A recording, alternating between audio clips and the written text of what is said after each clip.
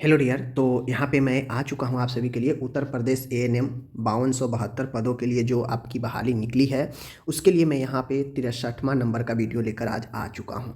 इससे पहले मैं 62 वीडियो तक कर चुका हूँ, 62 वीडियो तक। यह 63वां नंबर का वीडियो है, आप लोग नहीं देखते हैं ज़रूर देखिए, काफ़ी आपके एग्ज़ाम के लिए हेल्पफुल ये सभी के सभी वीडियो होने वाला है।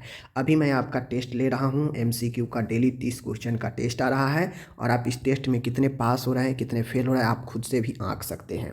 कम से कम आपको इस टेस्ट में 70% जो है सही करना है। अगर आप लोग 30 में से 20 का भी अगर जवाब सही से नहीं दे पाते हैं मतलब आपको बहुत दिक्कत है, अभी पढ़ने की ज़रूरत है। ओके, तो चलिए आज की इस वीडियो में हम लोग यहाँ पे शुरू करते हैं और आप लोग देखिएगा कि आप लोग कितने जो है ज़्यादा एक्टिव है पढ़ाई के प्रति। ओके, मैं बार बार कहता हूँ थ्योरी अपना कंप्लीट कीजिए, थ्योरी बेस्ड जो है आपके लिए होगा। MCQ तो एक प्रैक्टिस है आपके लिए, बाकी आप लोग का थ्योरी जितना अच्छा रहेगा जॉब में उतना ही ज़्यादा चांसेस बनता है। तो इस राहुल मिश्रा नर्सिंग चैनल से नहीं जुड़े हैं तो ज़रूर जुड़िए, सब्सक्राइब कर लीजिए। चलिए करते हैं क्वेश्चन को शुरू। पहला प्रश्न यहाँ पे है कि डैश घोल मुंह की सफाई में प्रयोग किया जाता है। मतलब कौन सा इन चारों में घोल है जिसका इस्तेमाल हम लोग माउथ वॉश में करते हैं। सेवलॉन का घोल, पोटेशियम परमैंगनेट, एस्पिरिट और इनमें से कोई नहीं। मैं बता दूं पोटेशियम परमैंगनेट का रासायनिक सूत्र KMnO4 होता है। तो आप लोग बताइए इनमें से किसका इस्तेमाल किया जाता है। माय डियर, मैं बता दूं कि जो घोल बनाया जाता है, जो सॉल्यूशन बनाया जाता है उसमें पोटेशियम परमैंगनेट की मात्रा होती है और इसका रेशियो 1:5000 जो है होता है। ठीक है, याद रखिएगा, हो सकता है आपसे रेशियो पूछते। दूसरा प्रश्न है यहाँ पे, नाड़ी धड़कन की दर अगर 120 पर मिनट से ज़्यादा हो जाए तो उसे क्या कहते हैं। हम लोग जानते हैं जो पल्स रेट होता है 70 से लेकर 80 के बीच है तो नॉर्मल माना जाता है। ठीक है, 72 जो है एवरेज होता है। लेकिन अगर 100 से ज़्यादा चीज़ें हो जाए, प्लस हो जाए तो इसे हम लोग टेकीकार्डिया नाम देते हैं और अगर ये 60 से कम हो जाए तो इसे हम लोग ब्रेडिकार्डिया नाम देते हैं। ठीक है, तो आप लोग खुद से देख लीजिए इसका राइट आंसर क्या होगा, कमेंट करके आप लोग बता दीजिए। ठीक है, आगे बढ़ते हैं। तीसरा नंबर का क्वेश्चन है, फ्लोरेंस नाइटिंगेल का जन्म जो है कब हुआ था। तो ये क्वेश्चन आप लोग सब लोग जानते हैं, इसका कमेंट कीजिए। ठीक है, 4 नंबर का क्वेश्चन है कि रबर के वस्तुओं को जो है हम लोग क्या करना चाहिए। 4 ऑप्शन है, कौन सा इसके लिए बेस्ट है रबर के वस्तु के लिए। जैसे ग्लव्स वगैरह बना होता है, ठीक है ना, तो इन सभी वस्तुओं के लिए, रबर के वस्तु के लिए हमें क्या इसमें सही है। हमेशा मोड़ कर रखना चाहिए, क्या करना चाहिए, स्थिर रखने के लिए पिन का प्रयोग करना चाहिए, गर्म पानी से धोना चाहिए, छाया में सुखाना चाहिए। तो एक रबर के बने हुए, चाहे वो दस्ताना हो चाहे अदर भी कोई आर्टिकल्स हो, वस्तुएँ हों, तो उसको जो है हमको रबर के वस्तुओं को मोड़ कर नहीं रखना चाहिए, उसको में पिन कभी भी नहीं चुभाना चाहिए, गर्म पानी से धोने में उसका आकार परिवर्तन हो जाएगा। तो ये तीनों नहीं है। राइट आंसर यही है कि अगर रबर के वस्तुओं को आप धोकर साफ कर कर सुखाना चाहते हैं तो आप उससे जो है शेड, छाया में सुखाइए, ठीक रहेगा। ओके, नेक्स्ट है 5 नंबर, फुट रेस्ट का उपयोग कहाँ किया जाता है। तो फुट रेस्ट का उपयोग रोगी के किसके लिए करते हैं। पैरों को सहारा देने के लिए, हाथों को सहारा देने के लिए, सिर को सहारा देने के लिए, उपरोक्त में से कोई नहीं। माय डियर, मैं बता दूं फुट रेस्ट का जो उपयोग किया जाता है वो किसके लिए किया जाता है। हाथों को गलत, सिर को गलत, उपरोक्त में से कोई नहीं गलत। तो फुट है मतलब पैर को सहारा देने के लिए। ओके, आगे है 6 नंबर क्वेश्चन है, प्रथम पंचवर्षीय योजना डैश सन में डैश से डैश सन तक थी। तो जो 5 ईयर प्लान होता है ये फर्स्ट 5 ईयर प्लान के बारे में पूछ रहा है। तो फर्स्ट 5 ईयर जो प्लान है कब से कब चला था, 1961 से 66, 66 से 71, 1971 से 66, इनमें से कोई नहीं। तो मैं बता दूं इसका राइट आंसर ऑप्शन डी है, इनमें से कोई नहीं। प्रथम पंचवर्षीय योजना का जो अवधि था वह आपका 1991 से लेकर 1956 तक था। ठीक है, ये है राइट आंसर। आगे बढ़ते हैं। 7वां क्वेश्चन है कि ग्राम स्वास्थ्य मार्गदर्शक योजना की शुरुआत कब हुई थी। तो माय डियर, ग्राम स्वास्थ्य मार्गदर्शक योजना के जो शुरुआत है वो कब हुई थी, 1971, 1977, 1984, 1987। तो ये ग्राम स्वास्थ्य मार्गदर्शक जो स्कीम है इसकी शुरुआत जो है 1977 में, बी ऑप्शन राइट है। 8वां क्वेश्चन है, एंटी लेप्रोसी डे कब मनाया जाता है। माय डियर, मैं बता दूं एंटी लेप्रोसी डे कब मनाया जाता है। तो 30 दिसंबर, 30 मार्च, 30 जनवरी, 1 दिसंबर। 1 दिसंबर को मनाया जाता है एड्स दिवस, आपको पता है, ठीक है, विश्व एड्स दिवस। उसके बाद 30 जनवरी हमारा इसका जो है राइट आंसर होगा। ओके, आगे है 9 नंबर क्वेश्चन है, मुलादियर कमेटी का दूसरा क्या नाम है? मुलादियर कमेटी का दूसरा क्या नाम है ये हमको बताना है। ऑप्शन में है स्वास्थ्य सर्वे नियोजन कमेटी, स्वास्थ्य सर्वे विकास कमेटी, स्वास्थ्य सर्वे समायोजन कमेटी एंड इनमें से कोई नहीं। माय डियर, मुलादियर कमेटी का जो दूसरा नाम है वह आपका health survey and planning committee, ये आपका राइट आंसर ऑप्शन ए है। ये सब क्वेश्चन बहुत पूछे जाते हैं, इसमें लोग कन्फ्यूजन होते हैं कि भोर कमेटी क्या है, मुलादियर कमेटी क्या है, ठीक है ना, श्रीवास्तव कमेटी क्या है, तो ये सब याद रखना चाहिए। आगे है गोभी का अभियान संचालन किस संस्था द्वारा जो है यहाँ पे होता है? तो जो गोभी है, गोभी अभियान का संचालन FOA जो है USAID, यूनिसेफ, WHO। तो इसका right answer option number C, UNICEF के द्वारा गोभी का संचालन किया जाता है। महिला दिवस कब मनाया जाता है? माय डियर, महिला दिवस जो 7 मार्च, 8 मार्च, 7 मई, 8 मई। तो राइट आंसर क्या है? आप लोग इसके राइट आंसर को कमेंट कीजिए। ओके, 12 नंबर का क्वेश्चन है, चड्ढा समिति का गठन किस वर्ष में हुआ था? चड्ढा समिति का गठन किस वर्ष में हुआ था? तो माय डियर, ऑप्शन है 1948, 1939, 1953, 1963। तो जो अपने चड्ढा कमेटी है इसकी जो शुरुआत की गई थी, चड्ढा कमेटी की जो शुरुआत है वह अपने 1963 में, ऑप्शन डी। ओके, 13 नंबर का क्वेश्चन है, बाल विवाह अधिनियम कब लागू हुआ? तो बाल विवाह अधिनियम जो लागू हुआ कब हुआ? 1954 में, 1955 में, 1978 में, 1929 में। माय डियर, बाल विवाह अधिनियम जो लागू हुआ वो ऑप्शन डी 1929 में लागू हुआ, बट वर्तमान में इसे ख़त्म कर दिया गया और 2006 में जो है एक नया अधिनियम पारित किया गया, लेकिन ऑप्शन में अपना 1929 है, तो राइट आंसर डी है। ठीक है, 14 नंबर का क्वेश्चन है, डॉट्स थेरेपी किस लिए दी जाती है? तो ये सबको पता है, कमेंट कीजिए। ठीक है, आप लोग कमेंट कीजिए। आगे है 15 नंबर का क्वेश्चन है, राष्ट्रीय कैंसर नियंत्रण कार्यक्रम की शुरुआत कब हुई?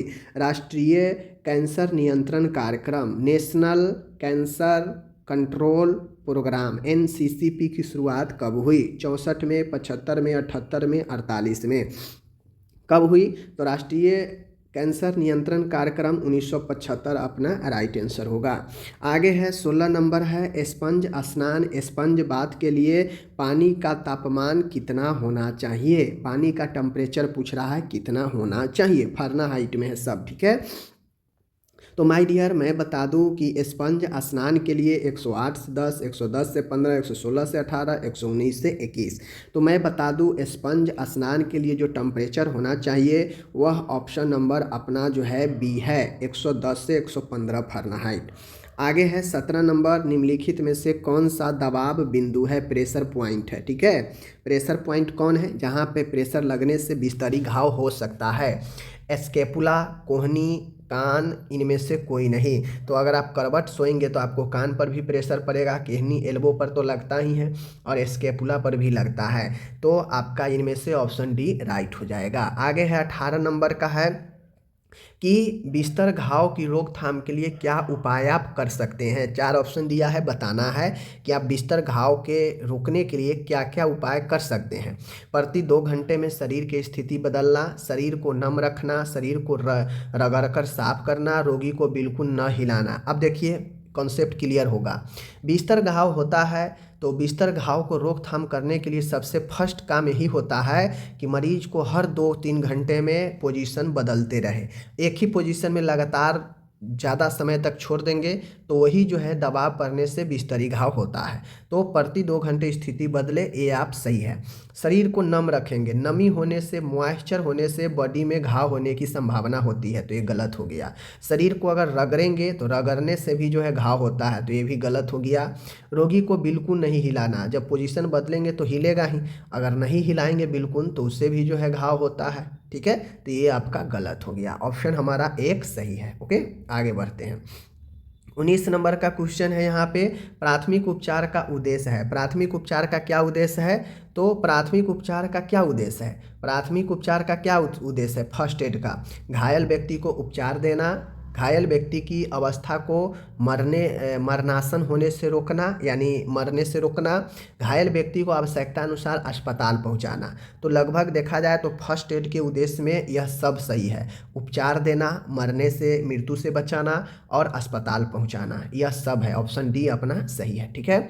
20 नंबर है बैरियर नर्सिंग का क्या मीनिंग होता है, बाधा नर्सिंग का क्या अर्थ है। तो बैरियर नर्सिंग रोगी द्वारा नर्स एवं नर्स द्वारा रोगी को संक्रमण से बचाने का उपाय, रोगी को दवाएं देना, रोगी को बांधकर रखना, इनमें से कोई नहीं। तो देखिए बैरियर नर्सिंग जो बाधा नर्सिंग कहते हैं, ये होता यह है कि रोगी नर्स का ख्याल रखे और नर्स रोगी का ख्याल रखे, यानी रोगी से नर्स को समस्या न हो और नर्स को रोगी से जो है संक्रमण न हो, यही बैरियर नर्सिंग कहलाता है। दोनों एक दूसरे के पूरक होते हैं इसमें। आगे है किस तरह का इंजेक्शन 90 डिग्री के कोण पर देना चाहिए। किस तरह का इंजेक्शन, इंट्रावेनस, इंट्रामस्कुलर, सबक्यूटेनियस, इंट्राडर्मस। तो माय डियर 90 डिग्री जो सीधा इंजेक्शन दिया जाता है वो मांस में दिया जाता है। ऑप्शन बी इंट्रामस्कुलर राइट है। ओके। आगे है आपको ये क्वेश्चन का आंसर देना है, किस तरह का इंजेक्शन को 45 डिग्री के कोण पर देना चाहिए। तो इसका जो है आंसर आपको कमेंट करके बताना है चारों में से कौन होगा, इंट्रामस्कुलर, सबलिंगुअल, इंट्रावेनस या इंट्राडर्मल, ये आप लोग कमेंट कीजिए। आगे है 23 नंबर का क्वेश्चन, औषधि को रोजाना अधिकतम कितनी बार देनी चाहिए। मान गए कोई दवाई है, उसको अधिकतम एक दवाई को हम कितना बार दे सकते हैं, 1 बार, 2 बार, 3 बार, 4 बार। तो माय डियर अधिकतम देखिएगा ज़्यादा से ज़्यादा जो है 4 बार डॉक्टर आपको प्रिस्क्राइब करते हैं। ऑप्शन डी आपका राइट। आगे बढ़ते हैं, एक डॉक्टर है, डॉक्टर द्वारा लिखी गई औषधियों का क्या नाम है। मान गए पुर्जा पे एक डॉक्टर आपके दवाई लिखते हैं, तो वह कैसे दवाई लिखते हैं, उसका क्या नाम होता है। तो जेनरिक नाम होता है, ट्रेड नाम होता है, सामान्य नाम होता है, योग नाम होता है। तो जो डॉक्टर लिखते हैं ना, वो कंपोजिशन जो है ब्रांड के नाम लिखेंगे, एक सामान्य नाम लिखते हैं। ठीक है, ये आप ध्यान रखिएगा। Option C. आगे है 25 नंबर, औषधिया की बोतल की कौन सी तारीख को ध्यान में रखना चाहिए। जब आप कोई दवाई खरीदने जाते हैं, लेते हैं, या आप नर्स से काम कर रही हैं, तो आपको इन चीज़ों को ध्यान में रखना चाहिए कि औषधि का कोई डिब्बा, बोतल है, कौन सी तारीख को ध्यान में रखना चाहिए। निर्माण तिथि को, निर्माण समय को, समाप्ति तिथि को, समाप्ति समय को। तो सबसे पहले एक नर्स को इन चीज़ों को ध्यान में रखनी चाहिए, एक्सपायरी डेट को, समाप्ति तिथि को। ठीक है, क्योंकि समाप्ति तिथि के बाद अगर दवाई देंगे तो वो गलत परिणाम भी दे सकता है। ओके। आगे है 26 नंबर, किस उपाय से दिया गया औषधि विशेष रूप से बच्चे के लिए होता है। मतलब बच्चे के लिए जो औषधि होता है वह किस जो है उपाय, देखिए किस उपाय से दिया गया औषधि विशेष रूप से बच्चों के लिए होता है। मतलब बच्चों के लिए विशेष रूप से किस प्रकार से औषधियाँ जो है दिया जाता है। फ्लेवर, रंग, स्वाद, महक। देखिएगा बच्चा जो है पहले जो है बच्चा दवाई लेने से बहुत हरकंप कटेगा, नहीं दवाई लेना चाहेगा, लेकिन उसको जीभ पर थोड़ा ठिकाइएगा तो उसको स्वाद जो है अलग से लगेगा, तो वो जो है आराम से पी लेता है। यानी स्वाद जो है उसको, स्वाद के उपाय जो हो, स्वाद जो है वो बच्चे के लिए विशेष रूप से स्वाद को ध्यान में रखकर दवाइयाँ जो है बनाया जाता है। ठीक है ना, ताकि बच्चा आराम से ले लेवे। अगर करवाहट बनाएगा तो फिर बच्चा नहीं लेगा। रिस्पायरेटरी एल्कोलोसिस में क्या नहीं होता है। रिस्पायरेटरी एल्कोलोसिस का मतलब होता है कि श्वसन में, ब्लड में कार्बन डाइऑक्साइड की मात्रा कम जाना। बहुत ज़्यादा श्वसन लेने से जो श्वसन छोड़ा जाता है, अगर ज़्यादा कोई श्वसन लेता है तो कार्बन डाइऑक्साइड जो निकलता है अंदर से वो बहुत ज़्यादा निकल जाता है, तो इससे भी जो है रेस्पिरेटरी एल्कोलोसिस होता है। तो इसमें क्या नहीं होता है, तो देखिए PaCO होता है, ठीक है, और उसके बाद HCO3 भी होता है। लेकिन मैं बता दूं कि pH जो होता है, pH कभी कभी हाई हो जाता है, नहीं तो ये वैल्यू नॉर्मल रहता है, इसलिए अपना ए सही है। ठीक है, और ये जो है आपका हो गया। 28 नंबर का क्वेश्चन है, किसी व्यक्ति को यदि ब्लड ट्रांसफ्यूजन के समय रिएक्शन होता है तो नर्स को नहीं करना चाहिए। क्या नहीं करना चाहिए, तो किसी जो है मान गए, ध्यान से देखिए, किसी व्यक्ति को ब्लड ट्रांसफ्यूजन करते समय अगर रिएक्शन होता है तो नर्स को नहीं करना चाहिए। क्या नहीं करना चाहिए? यानी ब्लड ट्रांसफ्यूजन तुरंत जो है रोक देना चाहिए। ये बातें सही है, रोक देना चाहिए, ठीक है। वाइटल साइन लेने चाहिए। ये चीज़ें जो है गलत है। पहले हम तो सिम्टम्स देखेंगे कि ब्लड ट्रांसफ्यूजन के समय कोई रिएक्शन होगा तो मरीज को जो है क्या होगा, मरीज के अंदर जैसे यूरिन आउटपुट है तो यूरिन आउटपुट जो है हो सकता है हल्का सा लाल जो है यूरिन निकलने लगे, तो ये भी एक जो है ये हो जाता है, ठीक है। सांस फूलने लगे तो उसमें भी समस्या है, ठीक है। ब्लड ट्रांसफ्यूजन जो है रोक देना चाहिए, बात तो सही है। तो इसलिए हमारा राइट आंसर जो है क्या होगा, नर्स को नहीं करना चाहिए। यानी करना सब चाहिए, नहीं करना है तो इसमें कोई ऑप्शन है ही नहीं, ठीक है। तो इसलिए जो है आपका क्या होगा, ब्लड ट्रांसफ्यूजन तो करना रोक देना ही चाहिए, ये बातें तो सही है, ठीक है। उसके बाद वाइटल साइन लेने चाहिए, ठीक है। रोगी को यूरिन आउटपुट जो है देखें तो नर्स को जो है आपको क्या करना चाहिए, ध्यान देना चाहिए इन सभी चीज़ों पर, ठीक है। आगे है 29 नंबर, इनमें से किसको ब्लड ट्रांसफ्यूजन धीरे धीरे देना चाहिए। ब्लड ट्रांसफ्यूजन इनमें से किसको धीरे धीरे देना चाहिए, किस रोगी को? लीवर के रोगी को, किडनी के रोगी को, ठीक है, या फिर जो है आपके हृदय रोगी को या अस्थि रोगी को। तो ब्लड ट्रांसफ्यूजन लीवर के जो रोगी होता है उसको हल्के हल्के धीरे धीरे देनी चाहिए। 30 नंबर और लास्ट क्वेश्चन है, ब्लड ट्रांसफ्यूजन देने के लिए कैनुला का उपयुक्त साइज क्या होनी चाहिए? कौन सी कैनुला, 18, 22, 24, 26? तो इनमें राइट आंसर क्या होगा, आप लोग इसको जो है कमेंट करके बताइए, ठीक है। तो यहाँ पे आज मैंने आप सभी के लिए 30 MCQ मैंने कर दिया। आप ईमानदारी से बताइए कि इस 30 में आप कितना खुद से जो है सही कर पाए हैं, ओके। मैं फिर कहता हूँ, अगर 20 आप सही कर लिए हैं खुद से तो बहुत अच्छी बात है, 20 से ऊपर जितना हो जाए अच्छी बात है। अगर 20 से आप लोग कम सही किए हैं मतलब आपको अभी पढ़ने की तैयारी करने की बहुत ज़्यादा ज़रूरी है, ओके। चलिए मिलते हैं अगले वीडियो में, अपनी ख्याल रखिएगा, धन्यवाद।